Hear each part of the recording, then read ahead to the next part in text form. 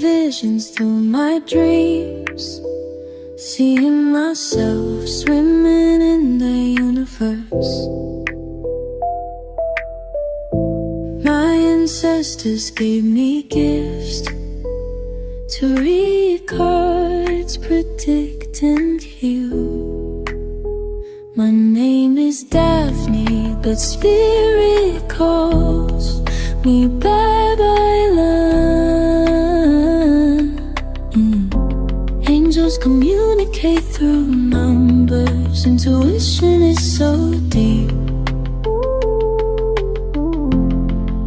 The gift I fully embrace within.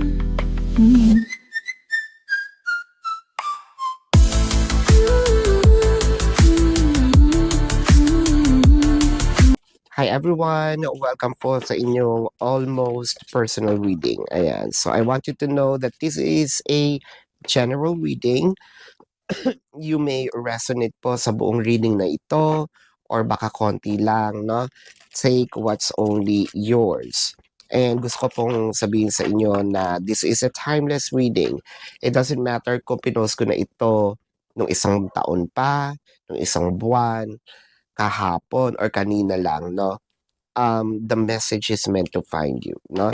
Ayan, pasensya na, birthday natin, meron tayong sakit. Ayan. Pagpasensyahan nyo na ha, yung boses natin. Garalgal, pakikumatching na. Hindi na siya sa audio, lalamunan ko na. Dahil salita tayo ng salita, no? And of course, sa mga nagtatanong, syempre, nagbi-video tayo, ang dami nating mga videos, no, sa iba-ibang platforms.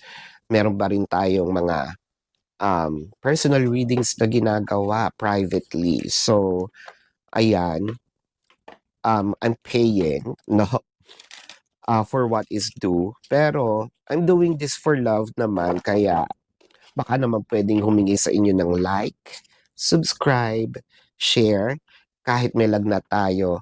Yung itsura ko mukha lang umiiyak, hindi siya umiiyak. Talagang nagluluha lang ako. Mainit yung mata ko parang merong tubig na lumalabas. Feeling ko may migraine nga kasi may lagnat nga ako, no?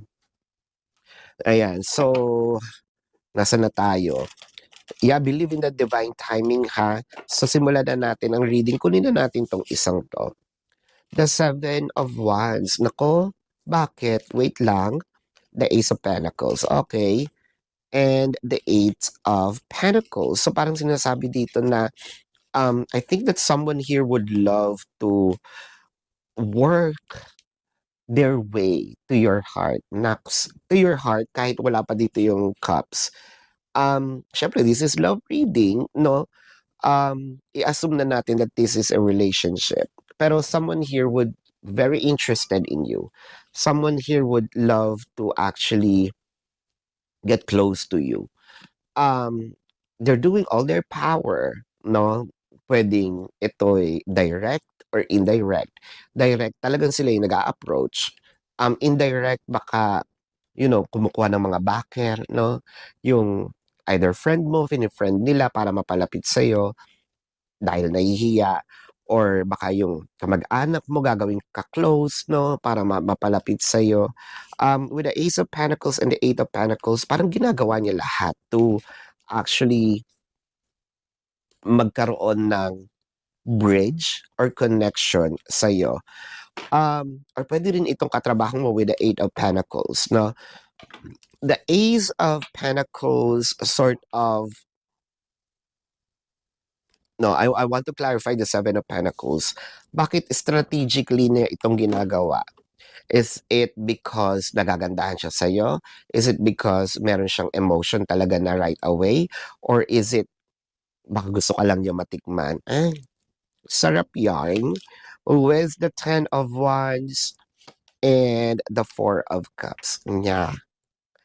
Kasi, parang feeling niya hindi siya papasa, no? I think that you are a bit, paano ko ba ito sabihin? Maldita sa paningin niya or maldito sa paningin niya. You are a bit of, siguro, no? Parang hindi ka rin palangiti. Ang tawag nila dyan, you might have a resting bitch face, no? kahit wala kang ginagawa, talagang 'pag nakita ka nila akala nila lagi kang nagtataray 'no. So, I don't know if that is, your natural look or you probably cultivated that para makaiwas ka rin sa mga asshole 'no. Meron talagang mga taong sinasadyang magmukhang mataray, 'di ba? Para 'wag mo akong lapitan. Siguro you are the kind of person hindi ako nakikipaglaro 'no, or hindi ako ayoko sa tao, ayan, parang gano'n.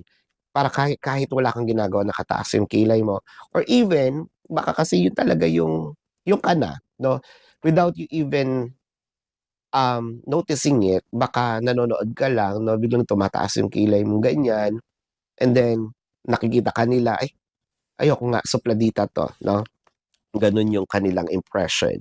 So, with the Six of Swords and the Nine of Cups, ayan. The Nine of Cups is very interesting in here kasi the visuals, no, is giving. But we were not going to actually look the visuals as it is. But this is more of the interpretation of the traditional and i-add na lang natin yung interpretation ng author ng reading na ito. We always goes back to the traditional because the traditional meaning of it is wish fulfillment, no? Traditional meaning of it is an answered prayer.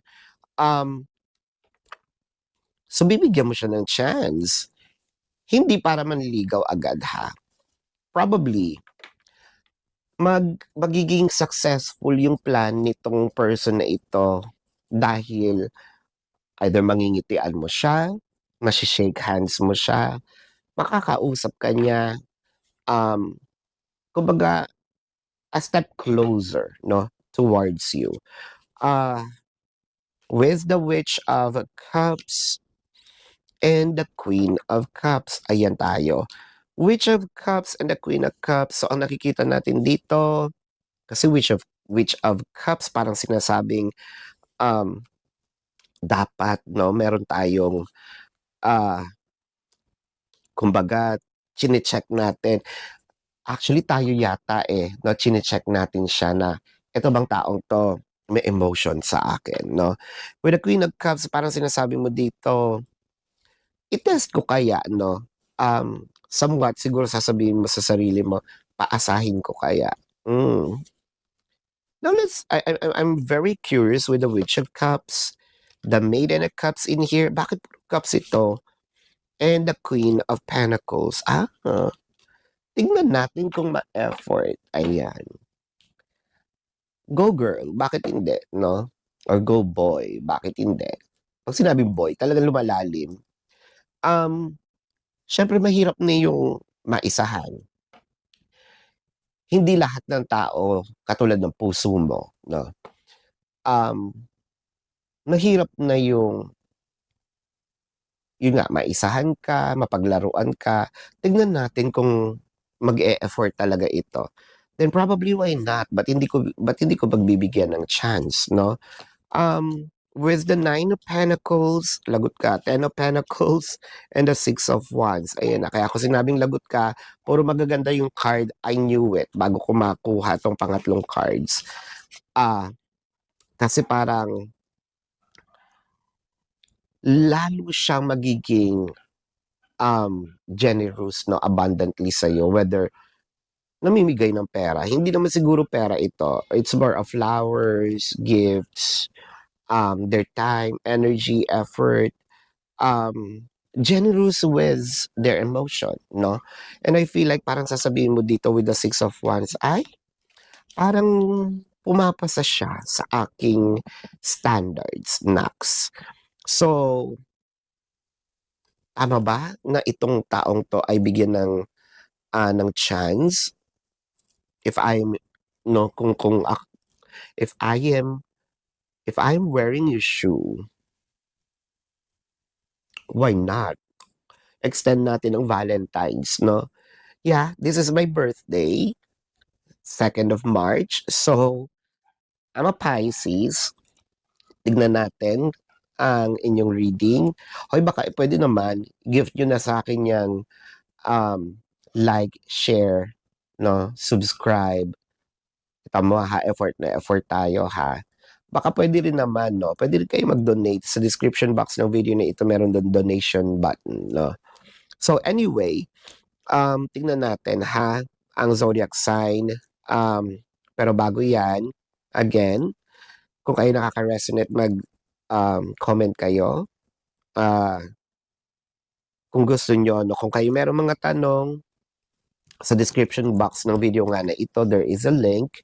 Click the link, you will be routed to my website. Nandun yung name, number, QR code, amount per question. Take advantage of the 4 questions plus 1. And kung kayo po'y gusto personal reading, nasa description box po yan, no? Let's check the zodiac sign of your person. This can be their sun sign or a placement sa kanilang chart. I am seeing Leo, Taurus, Virgo, Pisces, Capricorn, Scorpio, Cancer. I am seeing Leo, Aries, Libra. Yan. So this is your reading. Maraming salamat. Love and light. Namaste. See you po sa susunod na readings. Goodbye.